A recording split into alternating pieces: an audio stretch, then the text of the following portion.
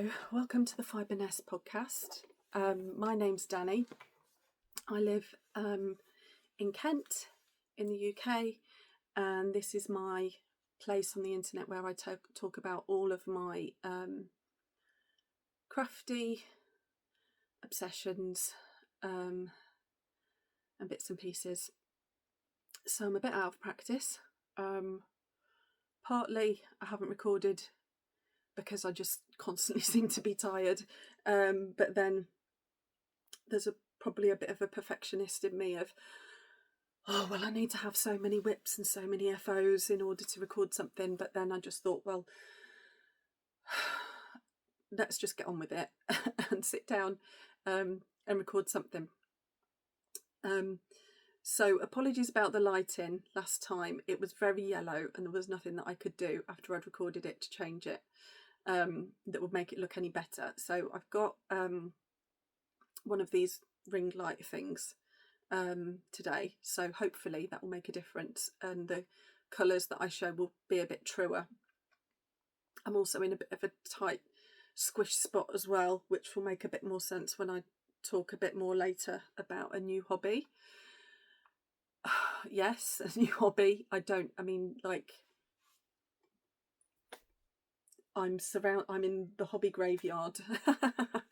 But I'll come on to that later.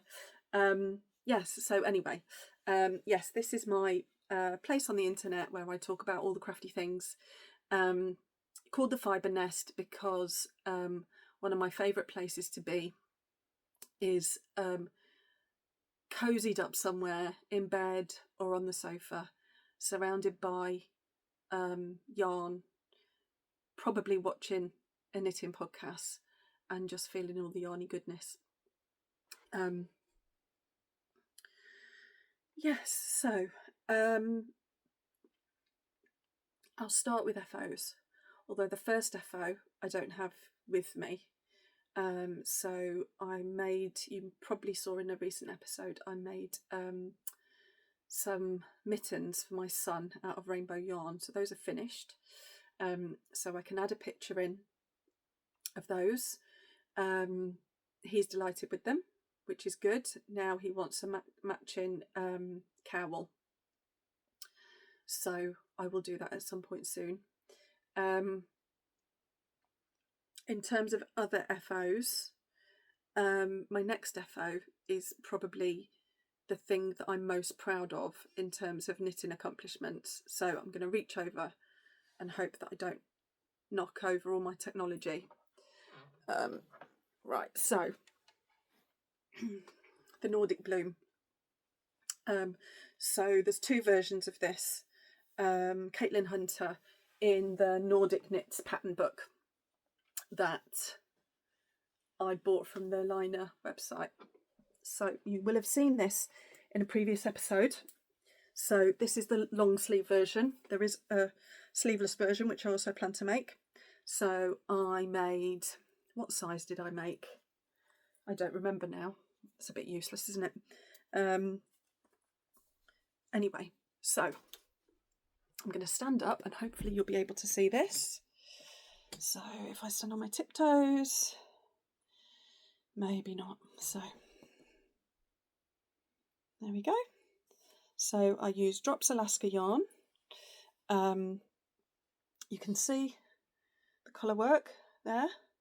The way the pattern was designed was to have all of the colour work motif all in one colour and then the background all in another colour. But I just thought it would look really lovely to have different colours for the flower to make it just stand out a bit more and pop. And although I was holding three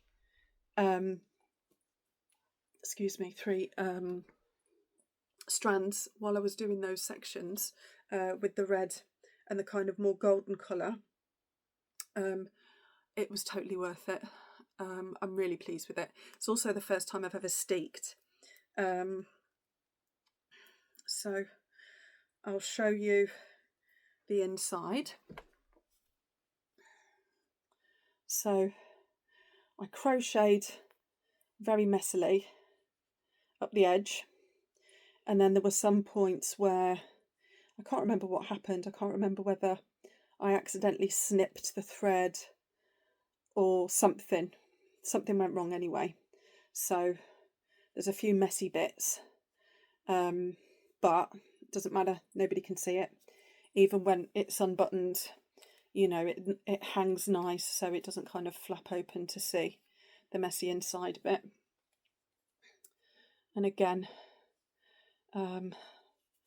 that's the edge there. I've not worn it too much because I wanted to keep it nice so that I can show you.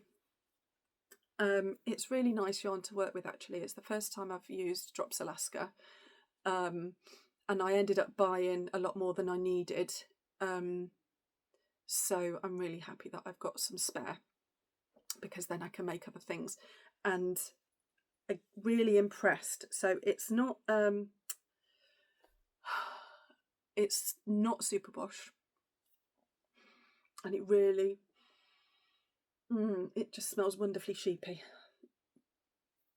What I'm doing, what you can see me doing, is I'm noticing a couple of fuzzy bits, but I'm not too worried about that. You know, this isn't meant to be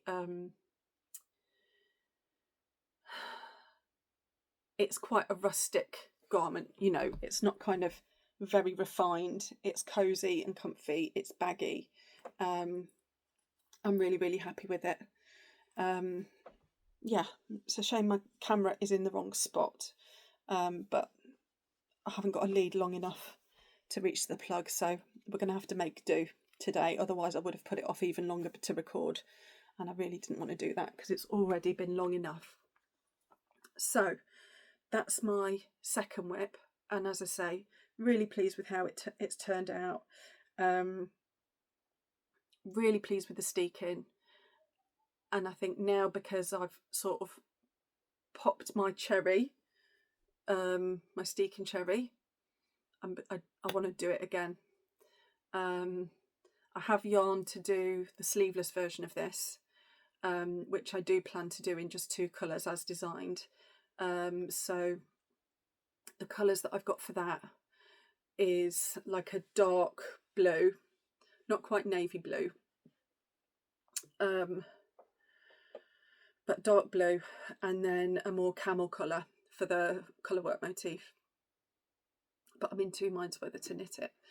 So it'll be a fairly quick finish because it's nice thick yarn on big needles, but also we're going to be going away for a break in about a month's time, and so I'm kind of, it feels a bit strange because it's really cold outside still and very rainy, but I'm kind of thinking more about warm weather knits. I'll show you a whip, something that I cast on recently for that. Yeah, so not sure whether I'm going to do the sleeveless version of this just yet, or whether I'll wait till next autumn. So that's whip number, no, sorry, FO number 2. And then I've got another FO. So let me just grab it. So again, after finishing the Nordic Bloom, big needles, big yarn, I really wanted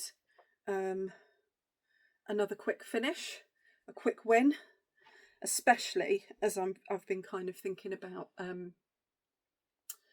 warm weather knits, which tend to, although there's less fabric, it's usually finer needles, finer yarn, and so they're a bit more labour intensive. So I wanted another quick win before moving on to warm weather knits.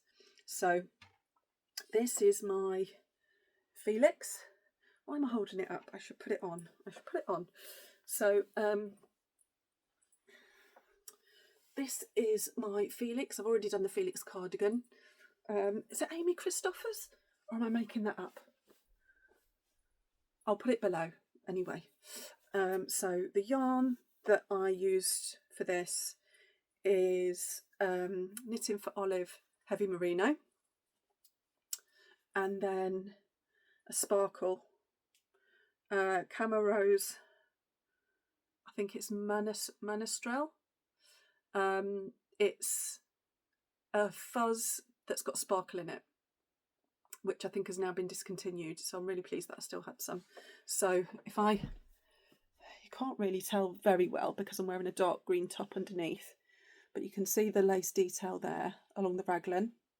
And let's see, yeah, you can see the sparkle there. So I used a kind of foresty green knitting for olive heavy merino, and then a kind of khaki colour fuzz from Camo Rose. And I've still got a couple of balls of that left.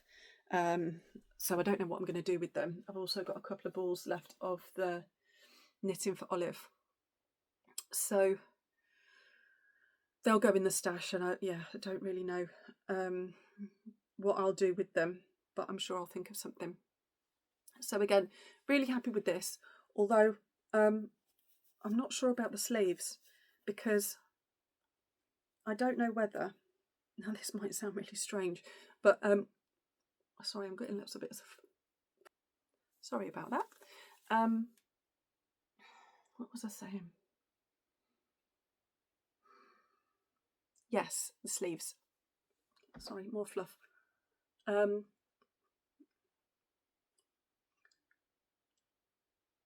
we go.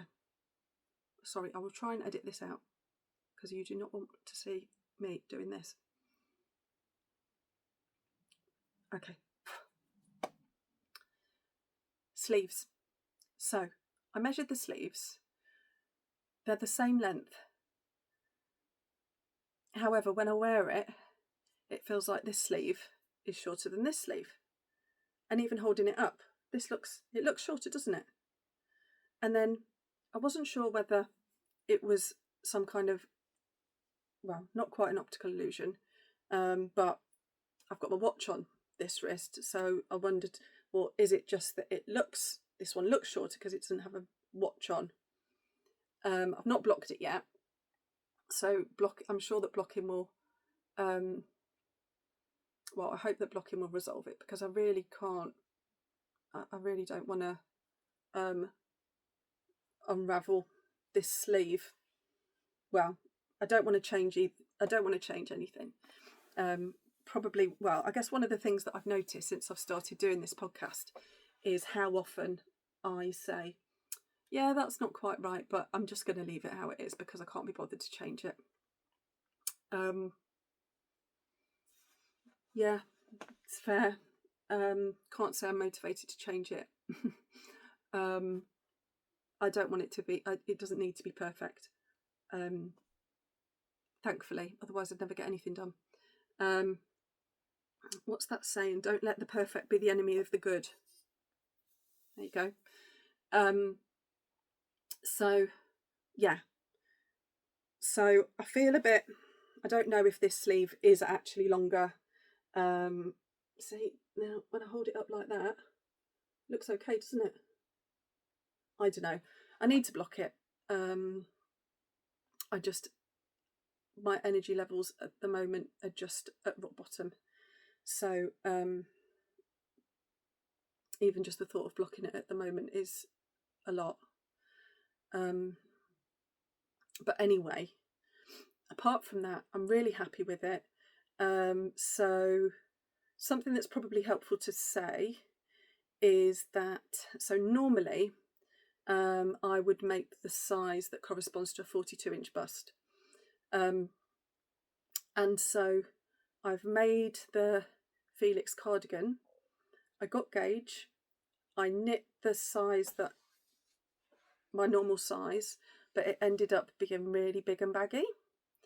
And I don't think this is superwash yarn. I use the same yarn, different colour, but knitted for olive, heavy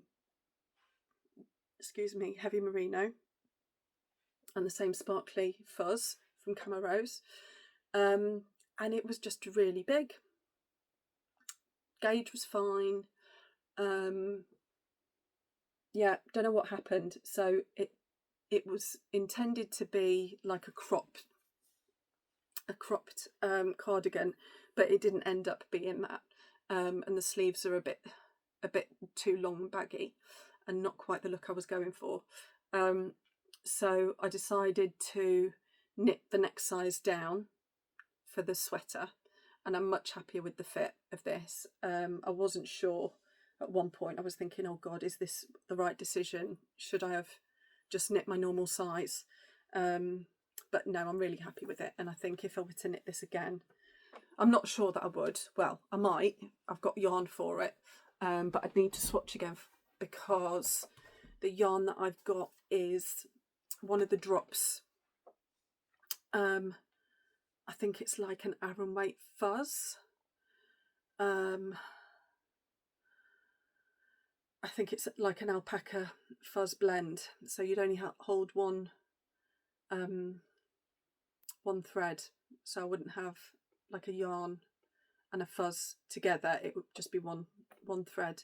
And I'd need to do a gauge swatch, and I don't really like doing gauge swatches. I know I have to do them and I know why they're important, but it feels like wasted time to me, and I know it isn't. And I do always gauge swatch. I won't knit anything without gauge swatching, usually. But it does slow me down if I've got to do a gauge swatch. So maybe I will do that next winter. Another one of these, but again, I would do the same size because I'm really happy with how this one turned out. Yeah, so just looking at my so whips. So I mentioned that, I'm looking for it now, here it is. I mentioned that we're going away soon, and so I've been thinking more about warm weather knits, and they just take a lot longer, don't they, because thin needles, thin yarn. So I wanted to try Knitting for Olive silk because it's really good value, especially if you buy it directly from them and have it shipped. So I've been wanting to try it, and the Knitting for Olive pattern book, I've got that, and the Chrysler top looks really nice. So I haven't got the actual pattern, I've got the Kindle version, so I can't really show it to you. So what I will do is I will put a picture up here of what the pattern looks like. So I have hardly done anything at all to it. So it's the Knitting for Olive Pure Silk. Let's see. That's it's that. Let's see that colour. No, it's a deeper colour than how it's showing up there. That looks quite light, but it's the raspberry pink colourway anyway. So the Knitting for Olive Pure Silk, and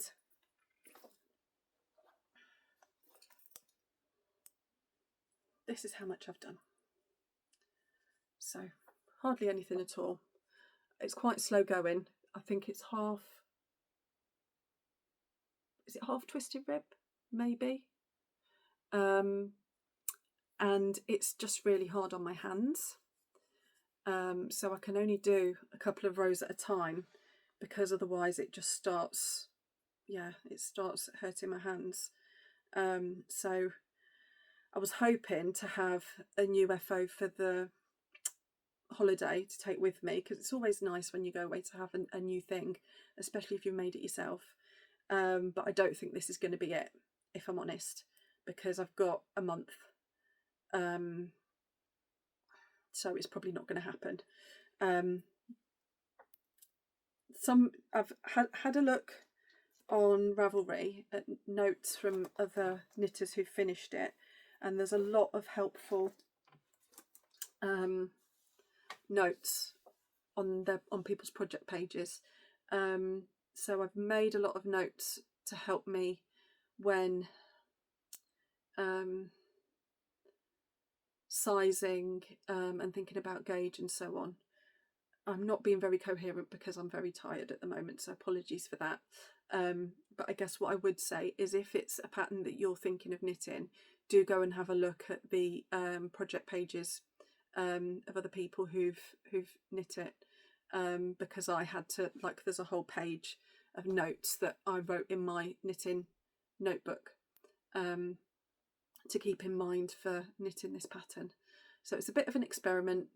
Hopefully it'll work out, because if I'm going to shred my hands and it's going to take forever, I'd quite like to feel good about it and want to wear it when it's done, especially since I've got another 2 lots of the Knitting for Olive silk to do other tops. So it could be a pattern thing, it could be a yarn thing, it could be a combination, but we'll see when I finish it. Yes, so that's one whip. Another whip is a shawl that I cast on. So this is a Melanie Berg pattern, and it's the Nixe. So let me show it to you.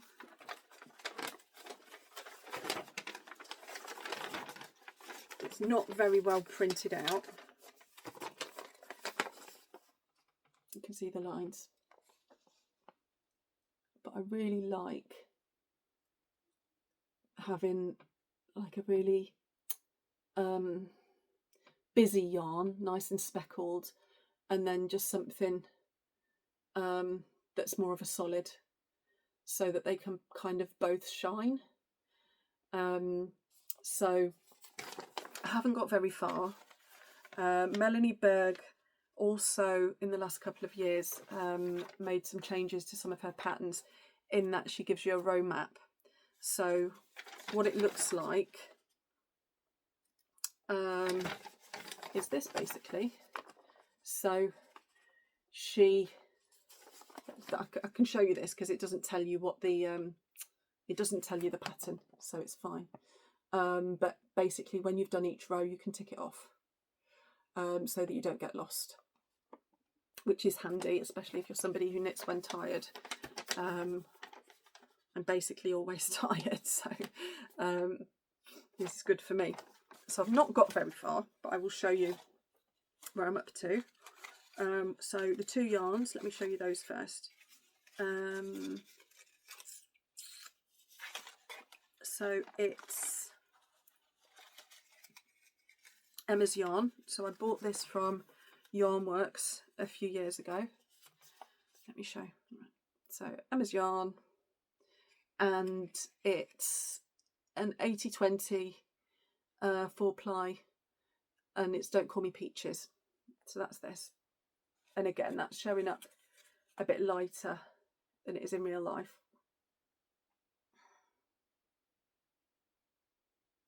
So not completely solid, there's some variegation in there, but yeah, it's showing up slightly lighter on the camera than it is in real life. So that's one of the colourways. And then the other one again is Emma's yarn. It's the Practically Perfect sock, and this one is called Parasol.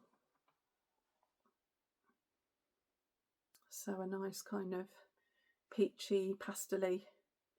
That's showing up brighter there on the camera than it is in real life. It's a bit more muted in real life. And then I will show you where I'm up to, which is not very far at all.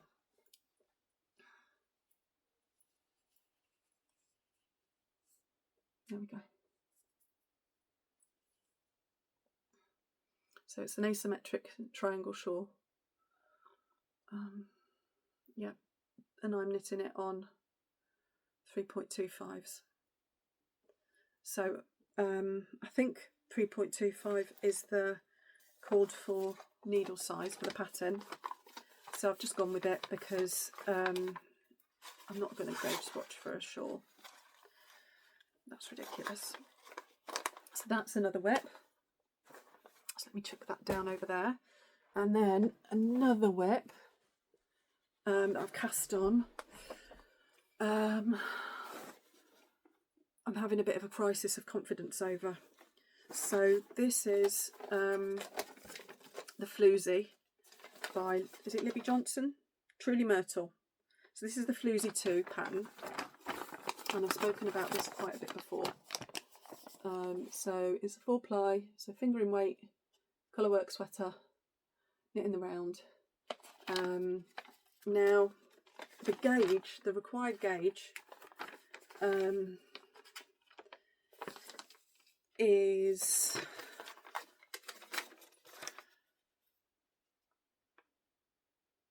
27 stitches.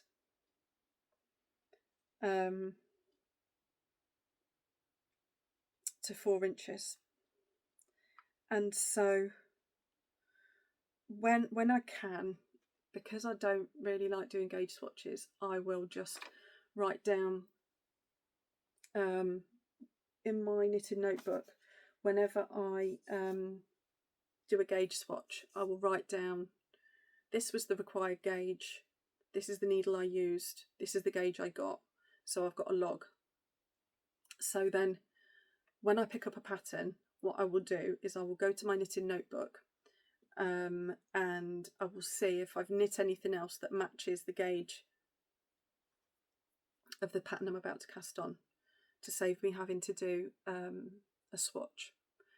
Because there's a lot of similarity, for instance, in 4-ply yarn. They can be much of a muchness gauge wise, I think, unless you've got big differences in fibre content. So what I did, so this is meant to be 3.5 millimeters,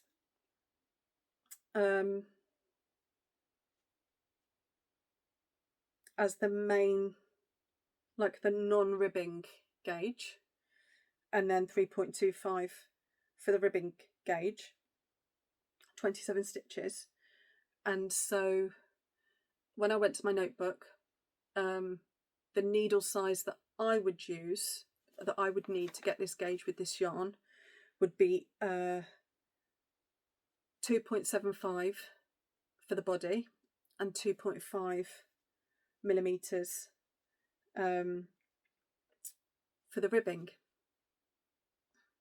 which is fine. Like, yes, it's going to take ages because they're little needles, but I don't care because I like the pattern and I want it. And so I cast on, but then had a bit of a wobble. So I'll show you the yarn. So this is yarn I've spoken about before. It's Lay Family yarn, and it's the 75/25 4-ply, and it's called Mr. Fitzwilliam.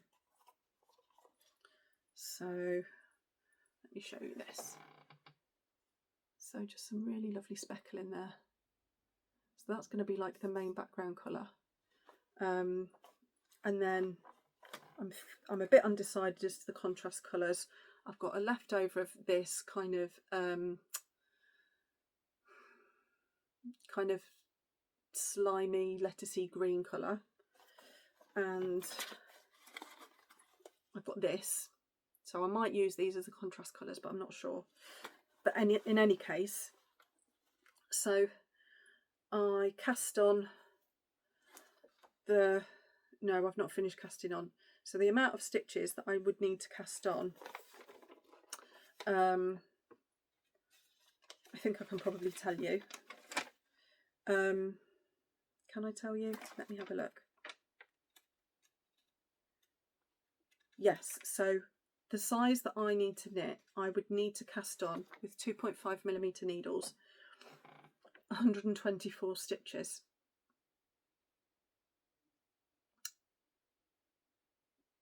So I started casting on, but then I thought, well, hang on, that's only, when I knit socks, I use 2.5mm needles, and I use that for the ribbon and the body of the sock. I always have. But when I knit socks, I cast on 64 stitches. So if I'm going to cast on 124 stitches, that's less than 2 ankles if that makes sense, to go around my neck, which just seems really small. And I can't see how, if I cast on that many stitches on that size needle, it's going to go around my neck, never mind over my head. So I've kind of stalled a bit on this one. So it's kind of been in the naughty corner because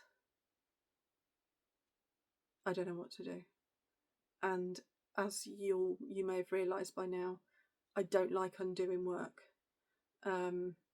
because life is really busy, and it's just soul destroying when you get hardly any time to craft and do, like, follow your passions, and then the little time that you do use, you kind of have to undo it all and see it all unravel, even though it's for a really good reason. And yes, you know, I want something that's wearable at the end of it. Yeah, I'd rather budget or something. So anyway, yeah, I'm a bit stalled on that one. I don't really know where to go next. It just seems awfully small to me, but that's the gauge.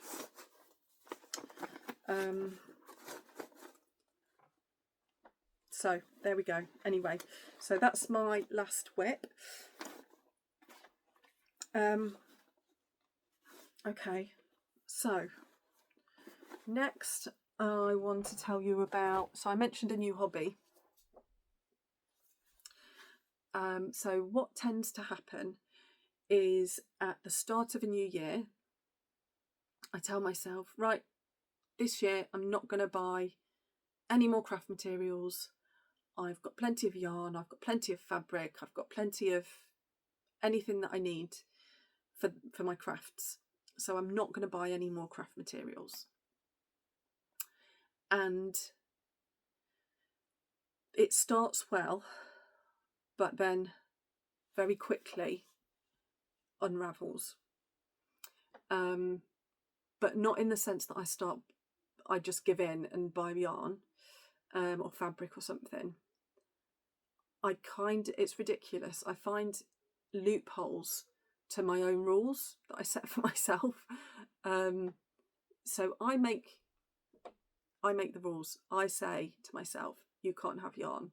But then I feel like I'm getting one over on myself for buying craft materials that aren't yarn. Yeah. So what has happened over recent years is that at the start of a new year, I will decide that I must start a new hobby. So one year it was painting by numbers. I've still not finished one of them. I've got 4. Haven't finished one. I've started 2, but they're not finished. They're sitting around on an easel downstairs, waiting to be done. Then another year was embroidery. Not done any embroidery whatsoever. The kits are just still sitting in a drawer. Another year was cross stitch. Again, got lots of cross stitch kits.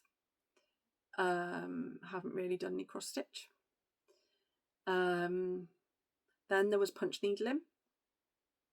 Again, bought kits, materials, books, got everything that I would need to do punch needling.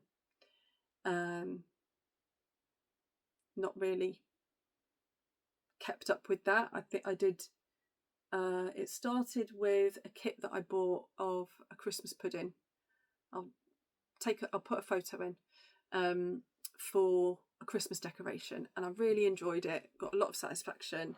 It was pretty easy. So I did that. Then I did a unicorn one for my daughter, and then just got overexcited and bought all the things for punch needle and haven't picked it up again. No, that's wrong. Actually, this last Christmas I bought myself another punch needle kit, spent 2 minutes doing it, and now it's just been left in my bedroom waiting to be picked up again. What was the other one? Needle felting. That was another new hobby. So what did I do with that? I've made one. I'm looking at it now. I might have even showed it to you actually on yeah, I did. I showed it to you on a previous episode. A little Christmas pudding tree decoration. So bought lots of kits, lots of needle felting kits, got all the things that I need. So, and this room that I'm sitting in, it's my workspace, but it's also my craft room. So it's where a lot of my craft materials or hobbies come to die. It's all kept in here. So the new hobby for 2026 is spinning yarn. And for years and years, I'd always said to myself, no, I'm not gonna spin. I barely have time to knit. I've got no business taking up spinning, because I want to knit. Knitting is my first love, and in any case, I've got piles and piles of yarn that will probably last beyond my life expectancy. So I should just knit the yarn that I've got. However, the start of year yarn ban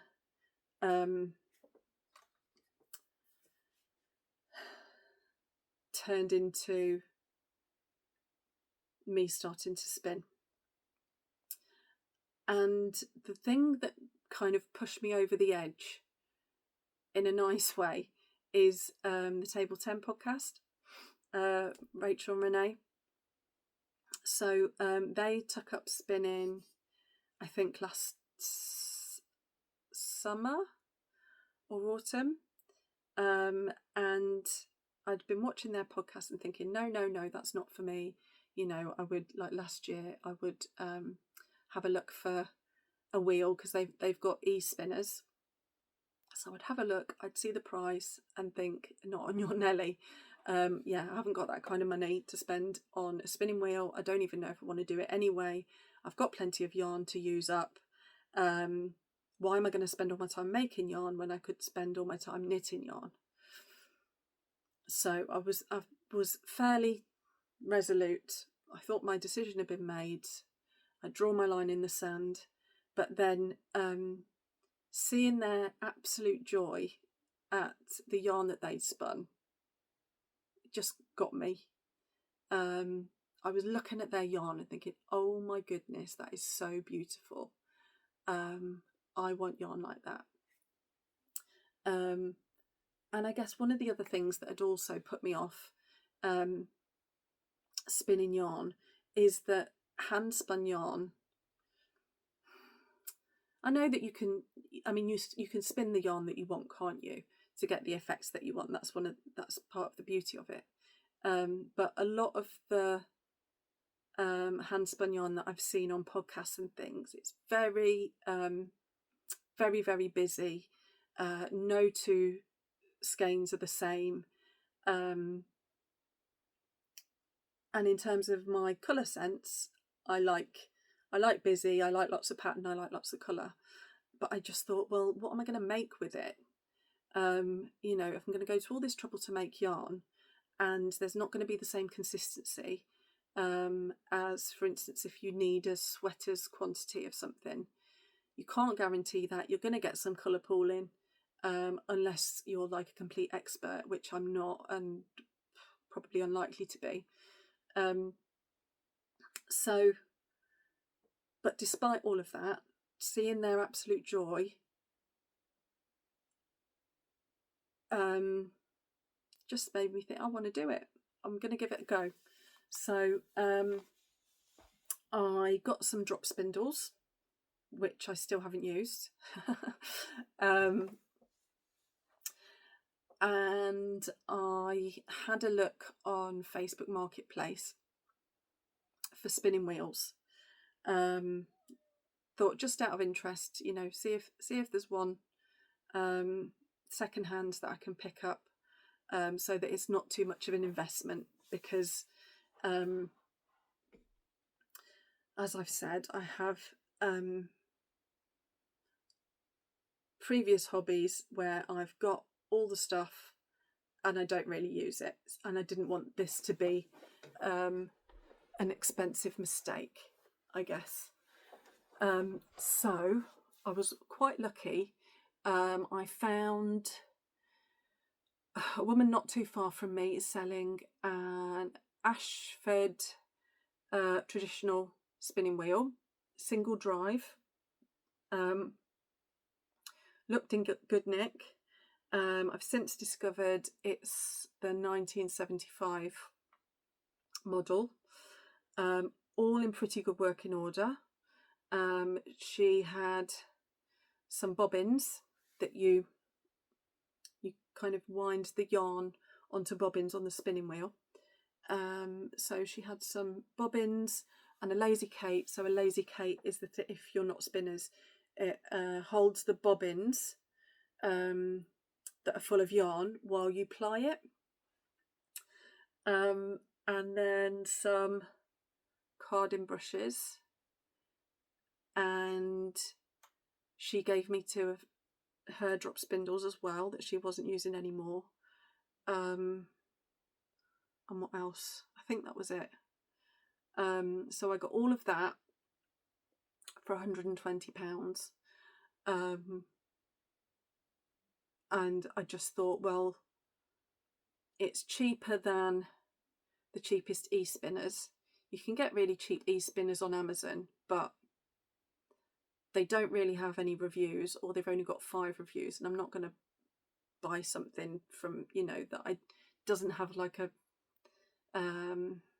well-known brand name or reviews that I can trust when I'm going to be making like an investment of a couple of £100. So I thought, well, if I get this, it's 100 odd quid, but if I don't like it, you know, I can sell it on. So I'm sitting, I keep looking down here, because down here is where my spinning wheel is. So let me show you my first spin. It's absolutely appalling.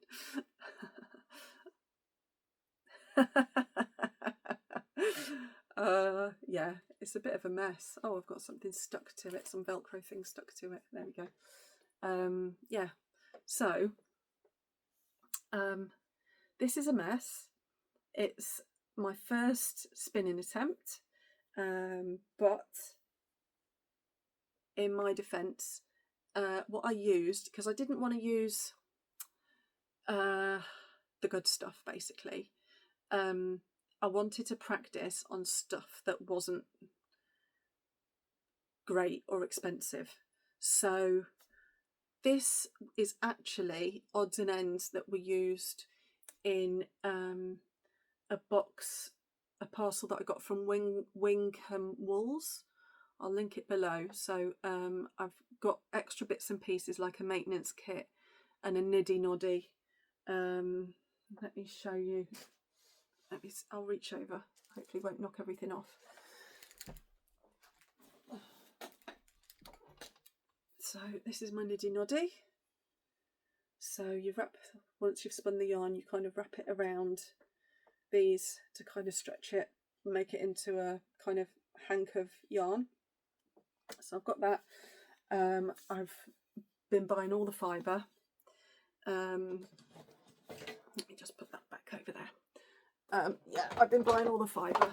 And so in the box that came from Wingham Wools was, I'm not going to bore you all with the fibre, because I appreciate that the crafts that I talk about on here can be quite diverse, and if you're just coming for the knitting and I'm starting to talk about sewing and other hobbies and things, that might not be your jam.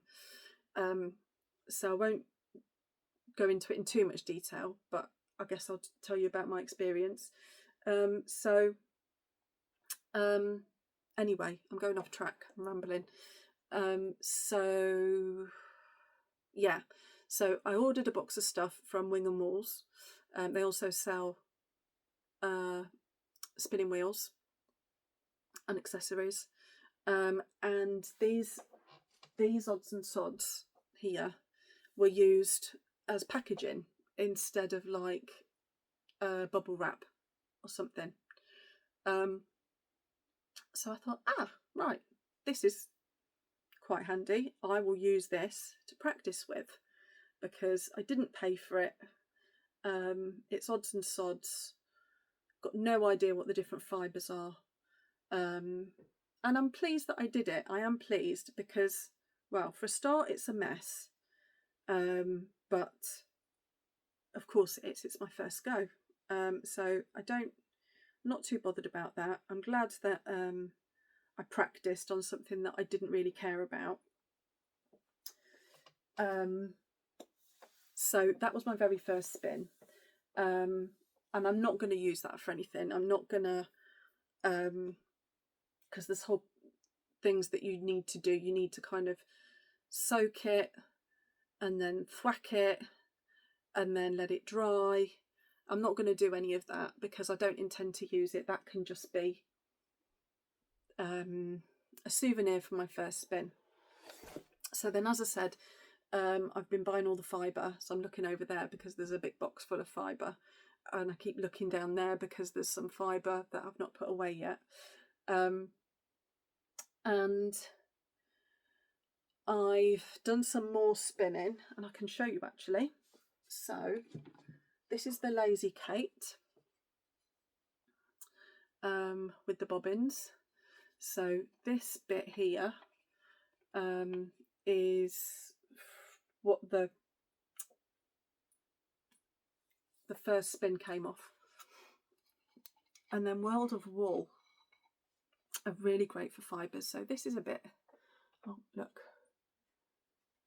so there's bits there where I've overspun it and it's a bit noodly, but hopefully when I apply it, those bits will I can kind of spin them out.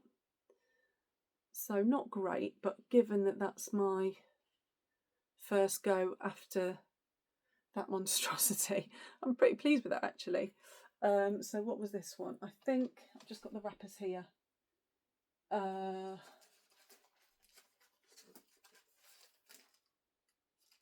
So these are from World of Wool. This is Polworth with, I think, viscose neps. So I think Polworth is, because of its staple length, is like a beginner to intermediate fibre to spin. I have got some BFL and some Corriedale as well, because they're meant to be fibres that are suitable for beginners to practice with. But I really liked the colours in this and I just fancied giving it a spin. Literally. So I've got this. So that is from World of Wool. It's Spotted Dick colourway. And then let me just take this off here. This afternoon, it didn't take me very long at all actually. Maybe took me a couple of hours. I'm pretty pleased with it, given that it's my kind of second spin of something decent. Again, this is from World of Wool, and it's Polworth with viscose neps. That's it, that's better definition. So there's a lot of variation there in the thickness, but again, like my second proper go of spinning. So this is the Polworth again from World of Wool, and this is called Indulgent Spotted Dick. So it's like there's like an intense colour, and one that's like on a kind of neutral background. So these together, I plan to apply them together. So yeah, we'll see what that comes out like, but I'm made up. I feel really proud of myself for doing that. So yeah, this is the new obsession. And it's odd because after years of saying, sorry, I'm just putting this back on here so it doesn't get all kicked everywhere. After years of saying that I didn't want to spin, now I'm thinking about spinning more than I'm thinking about knitting, which is bizarre. I'm sure it'll wear off. Sorry, let me just put this on. But yeah, I'm excited. So I've ordered some more fibre. I've got a box up there, and I've got a few packets on the floor over there. If anybody does want to see it, then do let me know. You know, I'm really happy to show it, but I'm also conscious that there might be quite a lot of people who are watching this and thinking they don't give two hoots about spinning. So, which is fair enough. It was only until it wasn't until recently that I felt exactly the same, really. Yeah, so that's quite a significant update. Then the other thing that I wanted to talk about is the Libby app. So I don't know if the Libby app is something that goes beyond the UK, but in a recent episode I was talking about what was I talking about?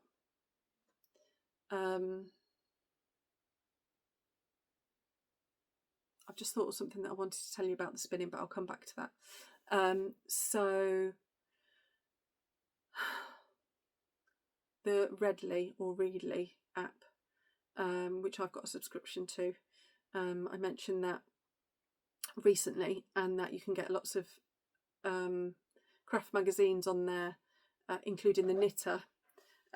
So you can get every article that there's ever been, and you can save them and so on. So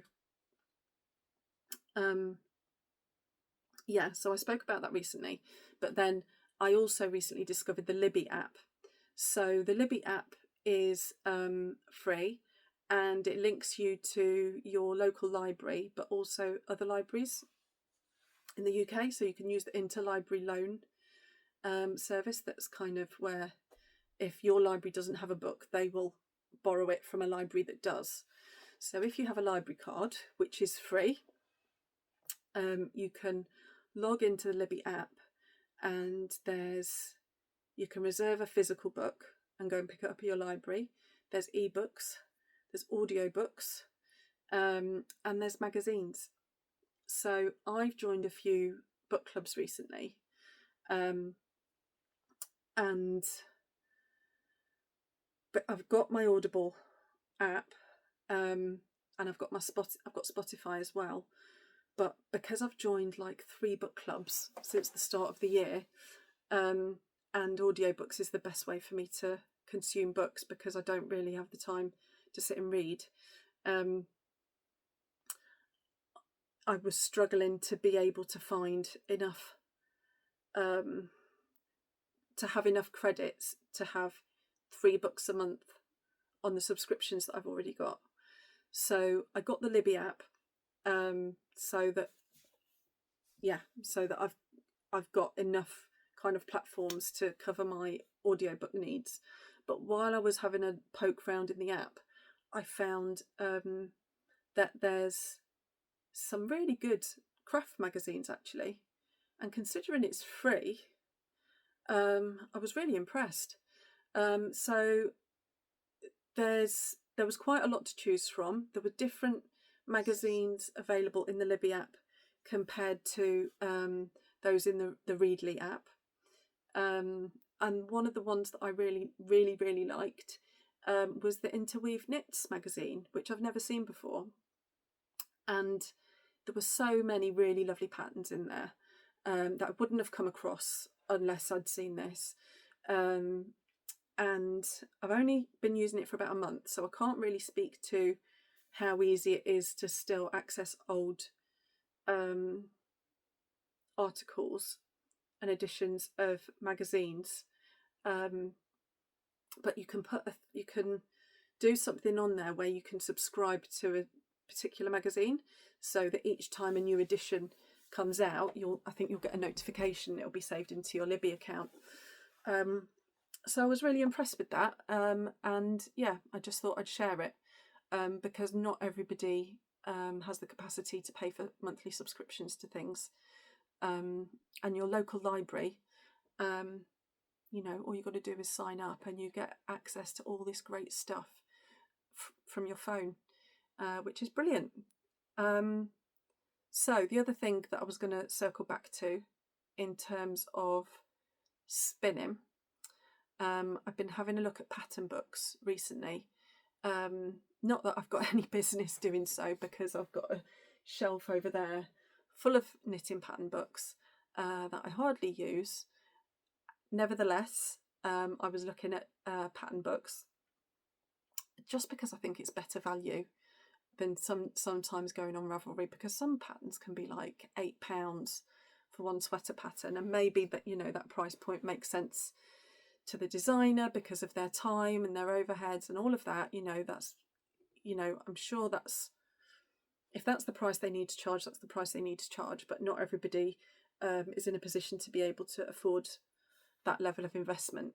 So I do like to get pattern books, and as I was having a look at different pattern books, I found Noro pattern books, and I'd never considered those before. I've not really knit with Noro yarn, partly because of the price, but also again because it has that kind of more hand spun effect, which hadn't really been my thing until recently.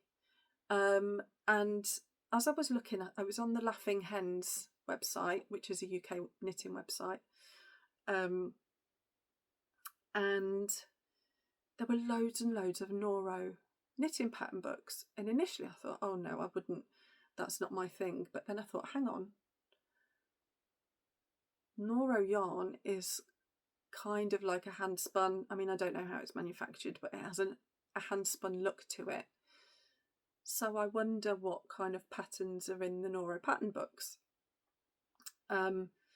So I had a look, because I was thinking, well, I'm going to have all this, you know, if I'm any good at this spinning lock, I'm going to have loads of hand spun to use.